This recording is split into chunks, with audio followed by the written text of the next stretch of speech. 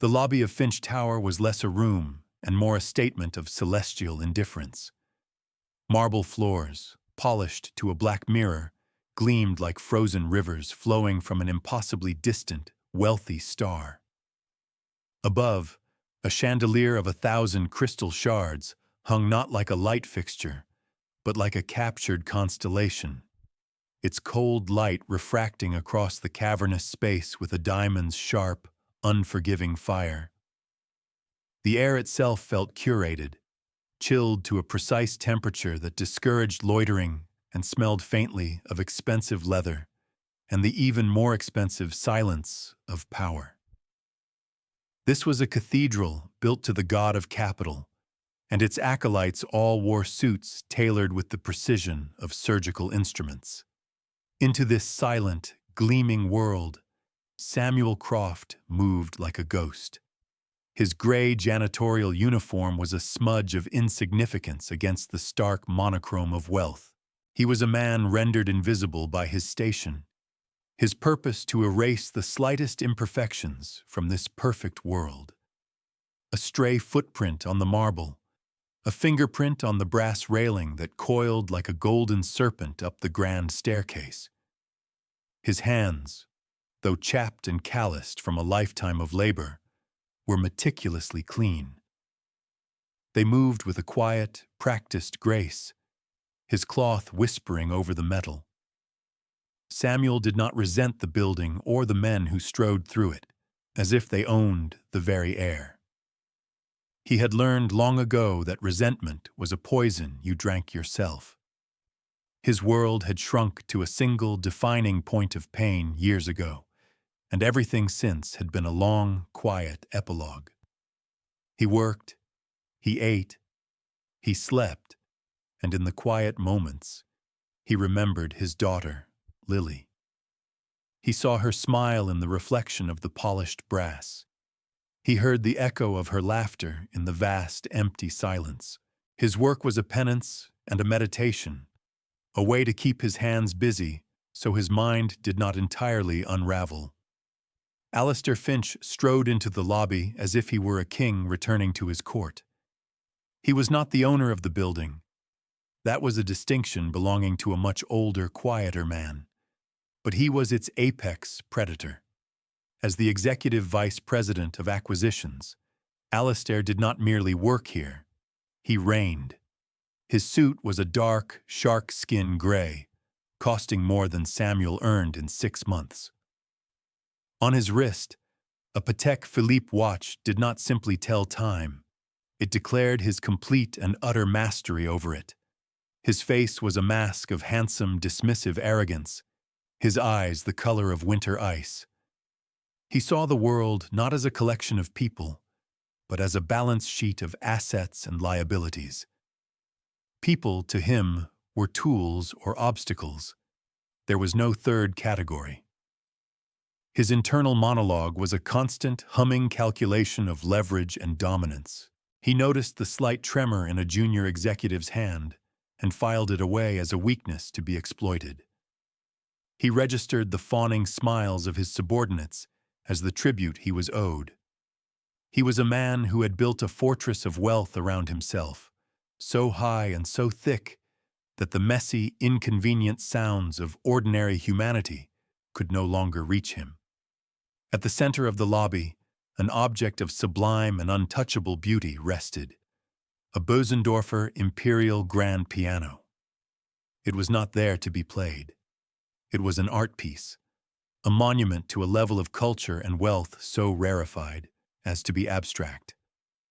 Its lacquered black surface was a void, absorbing the cold light and reflecting a distorted, elongated version of the world around it. It was worth more than the houses of every person who cleaned the building, combined. Samuel often found his gaze drifting to it.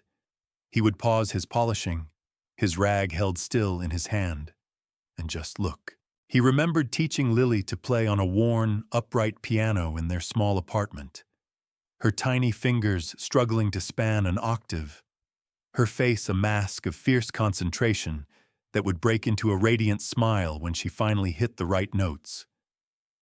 The Bosendorfer was a painful, beautiful reminder of a world that was no longer his.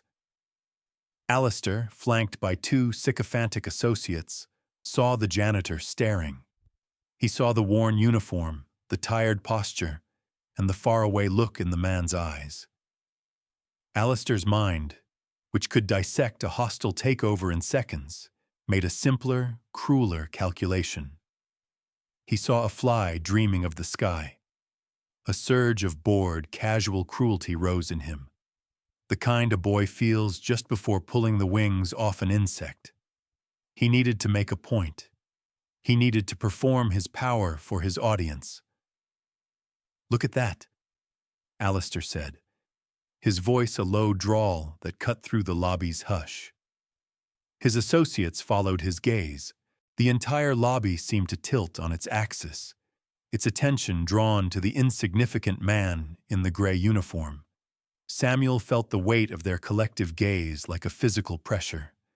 He blinked, pulling his thoughts away from Lily, and turned back to his work, hoping the moment would pass. It would not. Alistair walked towards him, his expensive leather shoes clicking on the marble with the finality of a judge's gavel. He stopped a few feet from Samuel, a smirk playing on his thin lips. The smirk was as thin and sharp as a paper cut. "You like the piano?" Alistair asked. The question was not a question. It was an accusation. Samuel looked up, his eyes meeting Alistair's for a brief moment. He saw nothing there but a cold, polished surface, as impenetrable as the piano itself. "It's a beautiful instrument, sir," Samuel said, his voice quiet and respectful. Alistair let out a short, sharp laugh, a sound devoid of all warmth. "It is," he agreed, his eyes sweeping over Samuel's worn work boots. "It costs more than your entire bloodline has earned in a century. Tell me, what does a man like you think about when he looks at something like that?" Samuel did not answer. He simply wanted to be invisible again, to retreat back into the quiet dignity of his work. But Alistair was a performer, and he now had his stage. The small crowd of executives and clients in the lobby had stopped their conversations. They were watching, some with intrigued smiles, others with a vague sense of discomfort that they quickly suppressed. In Alistair Finch's world, you laughed at his jokes. "Does it make you dream?" Alistair pressed, stepping closer. "Do you imagine your grubby little hands touching those ivory keys? Do you think it would sing for you?" The humiliation was a physical thing now, a heat rising in Samuel's cheeks. He could feel the eyes of the crowd on him, dissecting him, judging him. He was no longer a person. He was a spectacle. He clutched his polishing cloth tighter. "Sir, I was just doing my job," he murmured, his gaze fixed on the floor. "Your job," Alistair scoffed, the word dripping with contempt. "Your job is to be unseen and unheard. But you were seen. You were heard. You were looking at something far above your station. That requires a correction." Alistair turned to his audience, his arms spread wide as if presenting a magic trick. "We have a dreamer in our midst. A man of hidden talents, perhaps? A janitor who secretly yearns for the concert hall." Cruel laughter echoed in the vast space, bouncing off the marble and crystal. It felt like being pelted with shards of glass. Alistair's eyes gleamed. This was power, the ability to reduce a man to a punchline with a few simple words. He turned back to Samuel, his voice dropping to a conspiratorial whisper that everyone could hear. "Let's make a wager, a bit of sport for the afternoon." He pointed a perfectly manicured finger at the Bosendorfer. "You seem to love it so much. I'll make you a deal." He paused for dramatic effect, letting the tension build. The lobby was utterly silent now, save for the hum of the climate control system. "You go over there," Alistair declared, his voice ringing with theatrical authority. "And you play that piano. Play one single, coherent melody, just one. If you can do it, I will write you a check for $1 million, right here and now." A collective gasp went through the crowd. The stakes were absurd, impossible. It was a joke, but a joke with the weight of a fortune behind it. "However," Alistair continued, his smile widening into a predator's grin, "if you touch that piano and produce nothing but noise, or if you refuse, you will come work for me personally. For 1 year. You will clean my home, my office, my cars. You will be at my beck and call, for free. A year of your life in service to me, for the crime of dreaming above your station." The challenge hung in the air, glittering and venomous. It was a perfectly constructed trap. To refuse was to accept the brand of worthlessness. To accept was to guarantee public, catastrophic failure. The crowd watched, their faces a mixture of pity and morbid fascination. They were witnessing a public execution of a man's dignity. Samuel stood frozen. Everything inside him screamed to walk away, to disappear, to absorb this humiliation, as he had absorbed so many others. But something was different this time. It was the mention of the piano. It was the laughter. It was the memory of Lily's face, so full of joy as she played her simple songs. This man was not just mocking him, he was mocking that memory. He was dancing on the grave of the one pure thing Samuel had left in his life. Alistair saw the hesitation and mistook it for fear. "What's the matter, Janitor? Cat got your tongue? Or perhaps the reality of your own insignificance is finally dawning on you?" A switch flipped inside Samuel. The years of quiet, stoic grief, of patient endurance, of making himself small and invisible so the world would not hurt him anymore. It all fell away. What was left was a core of steel, forged in the fires of unthinkable loss. He had already lost everything that mattered. What more could this man take from him? His job? His time? They were nothing. He slowly raised his head, and for the first time, looked Alistair Finch directly in the eye. His gaze was not angry. It was not defiant. It was something far more unnerving. It was clear, steady, and filled with a sorrow so profound, it was almost regal. Alistair felt an involuntary flicker of unease. He had expected fear, or pleading, or impotent rage. He did not expect this unnerving calm. Without a word, Samuel dropped his polishing cloth. The soft slap of it hitting the marble floor echoed like a gunshot in the silent lobby. He turned his back on Alistair Finch. He began to walk towards the Bösendorfer Imperial Grand Piano. Every step was deliberate, measured. The crowd held its breath. This was not the shuffling gait of a defeated janitor. This was the walk of a man approaching his destiny. Alistair's smirk faltered for a fraction of a second. This was not how the game was supposed to go. The janitor was supposed to cower, but he was walking. He reached the piano bench and pulled it out. He sat down, his back perfectly straight. For a moment, he just sat there, looking at the keys. His posture had transformed. He was no longer Samuel Croft, the janitor. He was someone else entirely, someone who belonged there. He gently lifted the fallboard, revealing the 88 pristine keys of ivory and ebony. They looked like a promise. He placed his hands over them, his rough, calloused fingers hovering for a heartbeat. Alistair felt a surge of triumphant cruelty. The fool was actually going to do it. The humiliation would be absolute. Then Samuel began to play. The first note was not a note. It was a memory. It was the sound of a heartbreaking, rendered in music. A complex, haunting melody filled the lobby, a cascade of chords that spoke of love and loss, of innocence and grief. It was no simple tune.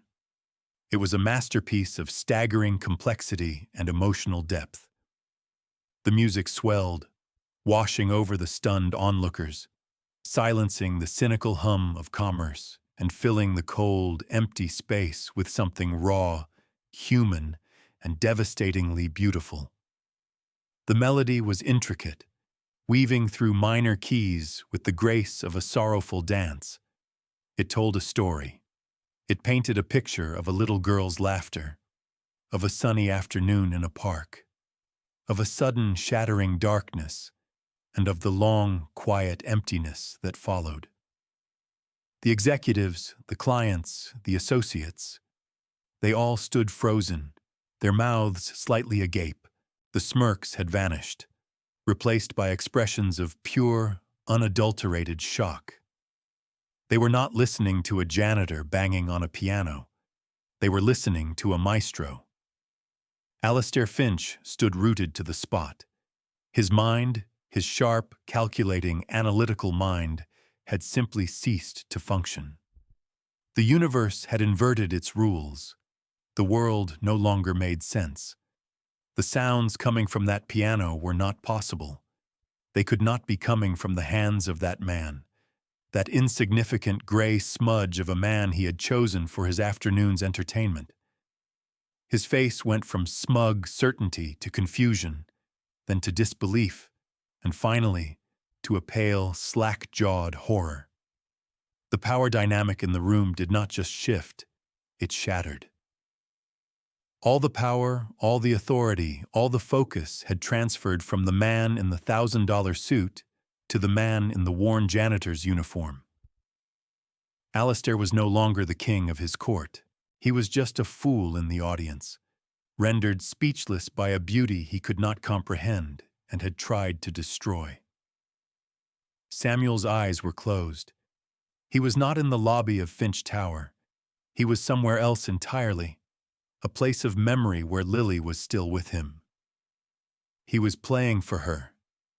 He was playing her song, the one he had composed in the dark, lonely nights after she was gone. It was called Lily's Waltz. The final notes hung in the air, shimmering and fragile, before fading into an absolute, reverent silence. No one moved. No one breathed. The silence that followed was heavier, more profound than any that had come before. It was a silence of awe. Samuel slowly opened his eyes and lowered his hands from the keys. He stood up from the piano bench, turned, and looked at the crowd. He did not look at Alistair. He did not have to. A single person began to clap, then another. Within seconds, the entire lobby erupted in thunderous, spontaneous applause. It was not polite clapping. It was a roar of approval, of astonishment, of deep, genuine emotion. These jaded, powerful people had been moved. They had witnessed a miracle. Just then, the grand glass doors of the tower hissed open. An elderly man with a shock of white hair and eyes that held a calm, deep-seated authority stepped inside. This was Mr. Sterling, the founder and true owner of the entire corporation. He was a legend, a man who rarely visited the ground floor. Beside him was a woman with a severe, intelligent face, her expression one of stunned disbelief. She had heard the music from the street. The applause died down as the crowd recognized Sterling. A path cleared for him as he walked towards the piano. The woman beside him rushed forward, her eyes wide with a professional, critical awe. "That piece," she said, her voice trembling slightly. "I've never heard it before. The structure, the emotional complexity. It was breathtaking. Who wrote that?" She was Eleanor Vance, the most feared and respected music critic in the country. She had been on her way to a meeting with Sterling himself. All eyes turned to Samuel. He simply said, "I did. It's for my daughter. Eleanor Vance stared at him, truly seeing him for the first time. She saw the calloused hands, the simple uniform, and the profound soul in his eyes. "You are," she began, but couldn't finish the sentence. She was speechless. Mr. Sterling's gaze swept the room, taking in the scene. The stunned crowd, the shell-shocked Alistair Finch, and the quiet, dignified man standing by the piano. His wise eyes understood most of what had happened in an instant. He looked at Alistair, a deep disappointment settling on his features. "Alistair," he said, his voice quiet but carrying the weight of absolute command. "What have you done?" Before Alistair could stammer out a reply, someone's phone buzzed. Then another, a junior executive, his face pale, whispered, "Sir, someone was live streaming. It's everywhere. They're calling it the $1 Million Janitor." The public fallout was immediate and catastrophic. The video was a viral firestorm, consuming the internet. The narrative was irresistible. A cruel, arrogant billionaire publicly humiliates a humble janitor, only to discover the man is a musical genius. Finch Industries' stock began to plummet in after-hours trading. The company's name, once a symbol of ruthless efficiency, was now attached to a story of corporate bullying and breathtaking ignorance. The board was in emergency session. Partners were calling, their voices cold with fury.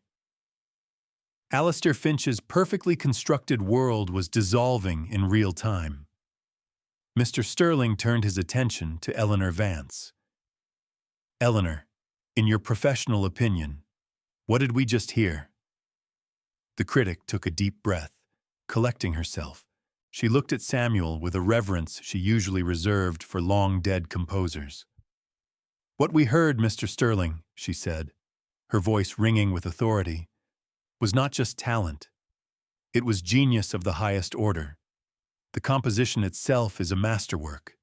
The performance was technically flawless and emotionally devastating. This man," she gestured to Samuel, "is not a janitor who can play the piano. He is a world-class artist who happens to be a janitor. There are only a handful of people on the planet who can play with that level of soul. To have that gift, and for it to be hidden away, it's a tragedy. And to mock it." She let her gaze fall on Alistair with withering contempt. "Is an act of profound sacrilege." Her words were a final, damning verdict.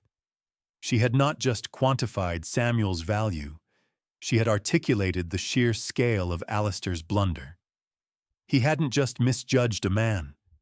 He had tried to deface a masterpiece. "Alistair," Sterling said, his voice now cold as the marble floor. "My office. Now." The command was absolute. Alistair, stripped of his bravado, his face a mask of gray shock, could only nod. He had to walk past the entire crowd, past the executives who once feared him and now stared at him with a mixture of pity and scorn. He had to walk past Samuel Croft. He could not bring himself to look at the janitor. The shame was a physical weight, pressing down on him, stealing the air from his lungs. As he passed, Samuel spoke, his voice low and devoid of triumph. "You owe me $1 million. The simple, declarative sentence was the final nail in the coffin of Alistair's pride.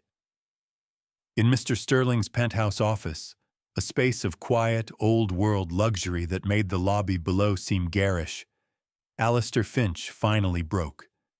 The arrogance, the cruelty, the carefully constructed persona, it all crumbled, leaving behind a hollow, trembling man. Sterling did not yell. He simply sat behind his mahogany desk and waited. After a long, agonizing silence, he had Samuel shown into the office. Samuel stood near the door, looking uncomfortable in the opulent surroundings.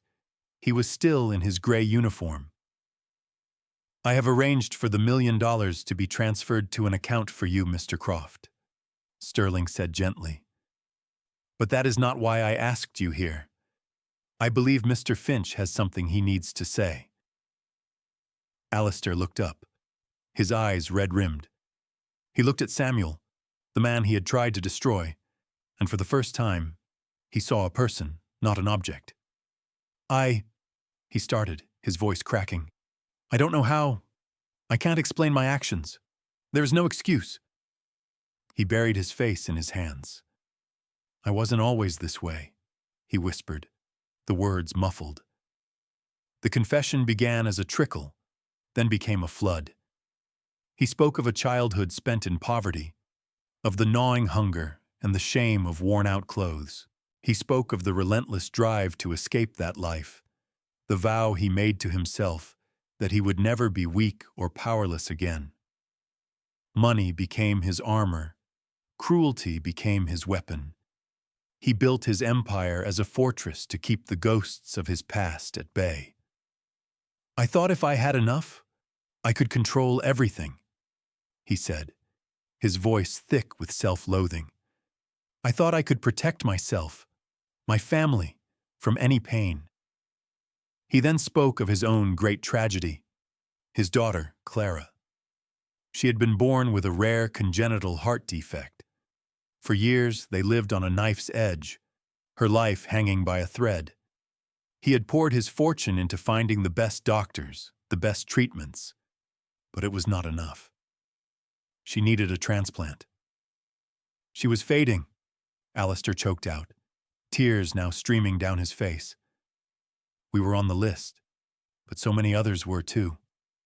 I felt so helpless. All my money, all my power, and I couldn't save my own child. It was the same powerlessness I felt as a boy. He explained how, at the last possible moment, a miracle happened. A heart became available, a perfect match. The transplant was a success. Clara lived. That experience, he confessed, it broke something in me, but it healed wrong. I became harder, colder. I vowed that I would never feel that helpless again. I equated weakness with death, kindness with vulnerability. I saw your gentle nature in the lobby, and it disgusted me. It reminded me of the weakness I feared, so I tried to crush it. Samuel listened to the entire story without interruption. His own face was a mask of sorrow, but not for himself. He felt a strange, unexpected pang of pity for this broken man. When Alistair finished, the room was silent. Sterling looked at Samuel, giving him the floor. My daughter's name was Lily, Samuel said, his voice soft but clear. She was the light of my life. She loved to play the piano. She was bright and funny, and she had the kindest heart of anyone I have ever known. He took a steadying breath. 8 years ago there was an accident, a drunk driver. She didn't survive. The simple words landed with devastating weight. She was a registered organ donor, Samuel continued, his voice unwavering. It was her idea. Even as a child, she always wanted to help people. She said if anything ever happened to her, she wanted to give someone else a chance to live. Alistair looked up, a dawning, terrifying suspicion in his eyes. The air in the room grew thin, charged with an impossible electricity. When did this happen? Alistair asked, his voice barely a whisper. What was the date? Samuel told him. He named the day, the month, the year. He named the hospital. Alistair's face went completely white. He fumbled for his phone, his hands shaking so violently he could barely operate it. He scrolled through old records, his breath coming in ragged gasps. He found the file for Clara's transplant. He looked at the information for the donor, date of death, hospital of origin, age and blood type. It all matched. He dropped the phone. It clattered onto the expensive rug. No, he breathed. It can't be. He looked at Samuel, his eyes wide with a horror that transcended shame or regret. It was the look of a man staring into the abyss of a fate so ironic, so cruel, that it defied comprehension. Your daughter? Alistair stammered. Her name was Lily.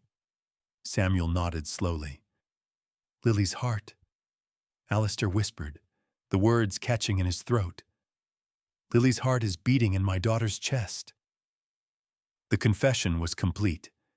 The two men, the arrogant executive and the humble janitor, were bound together by a bond of shared tragedy and miraculous life that neither had known existed. The man whose dignity Alistair had tried to annihilate was the father of the angel who had saved his own child's life. The weight of this revelation was too much for Alistair to bear.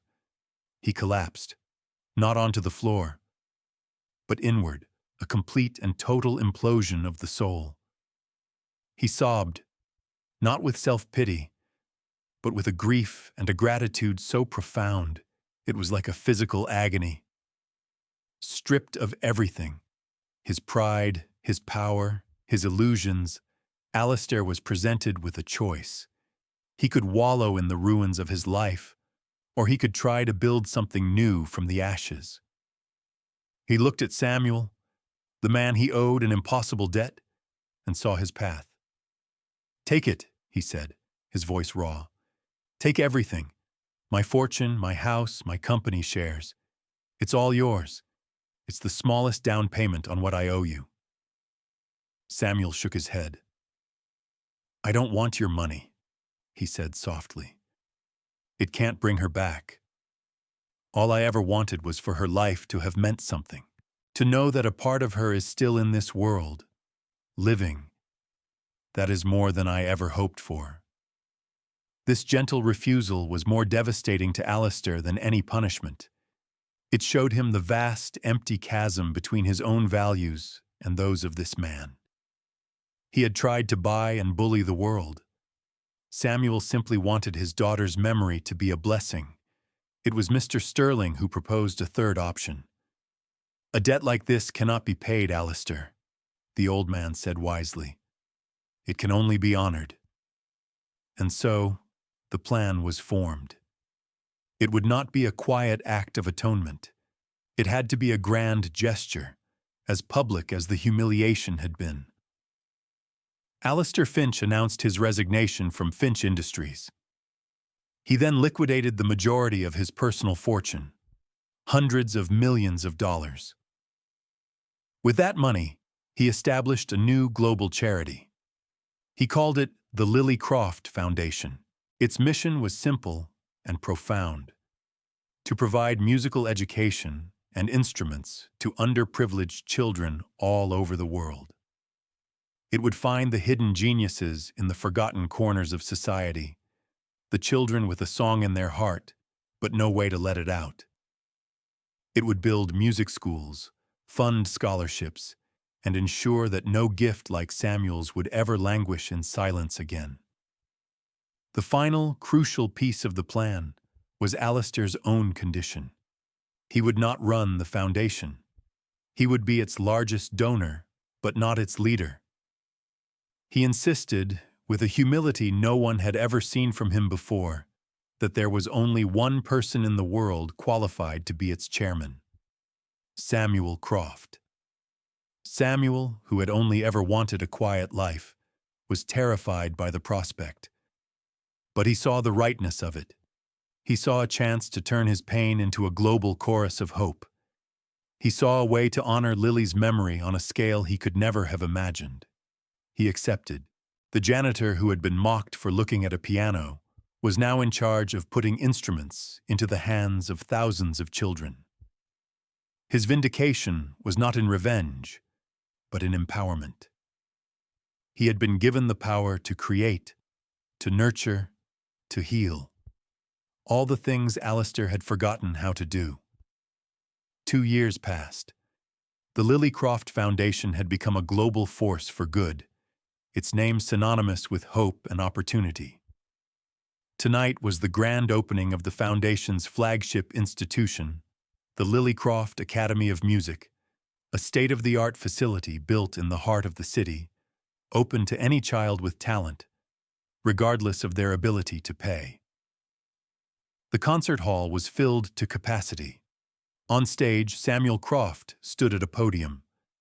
He was no longer in a gray uniform. He wore a simple, well-tailored dark suit, but his face was unchanged. It was still the face of a man who had known great sorrow, but now it was also a face filled with a quiet, profound peace. He was not there to perform. His own playing was a private thing, a conversation he still had with his daughter in the quiet of the evening. Tonight, he was there as the chairman, to introduce the Academy's first scholarship prodigy, a brilliant young girl from a rough neighborhood who played the violin with the soul of an angel. In the audience, sitting not in the front row or a VIP box, but in a simple seat halfway back, was Alistair Finch. He looked older. The arrogant edge was gone, replaced by a permanent quietness.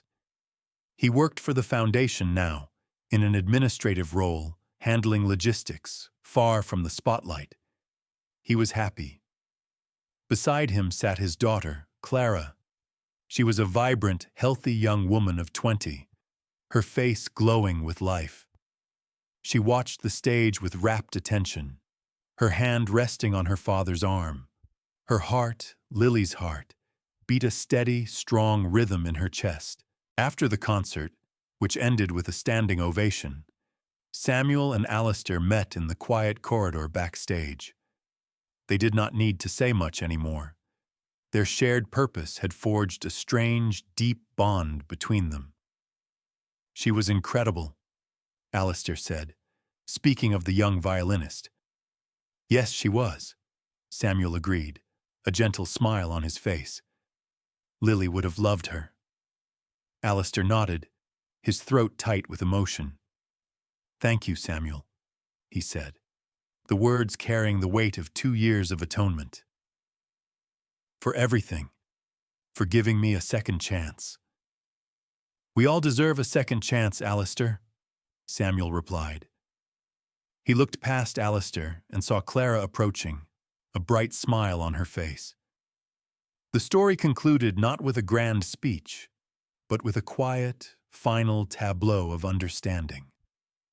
Alistair, humbled and redeemed, had learned the hardest lesson of all, that true wealth is not measured by what you accumulate, but by what you give away. His fortune, once a cold fortress, had been transformed into a warm garden, nurturing thousands of young lives.